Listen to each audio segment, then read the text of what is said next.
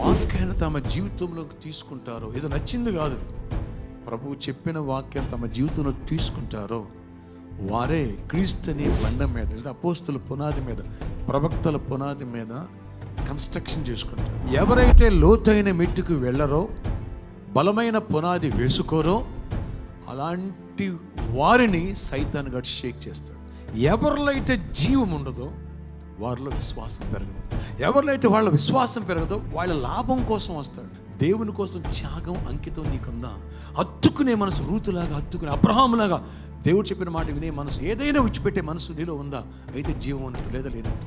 నీకిచ్చిన వాళ్ళని, నీ చేతిలో పెట్టిన వాళ్ళని నా రాజ్యాన్ని నేర్పడిన శిల్పకాండం వల్ల చెక్కు ఎగ్జాంపుల్గా ఉండు, అనేకలు ప్రోత్సహించు. నేను ఇక్కడ చేసిన కార్యాలను బట్టి, నేను దేవుని కోసం జీవించిన జీవితాన్ని బట్టి నేను పరలోకంలో దేవుని చేత బల నమ్మకమైన దాసుడని బహుమానం పొందాలి.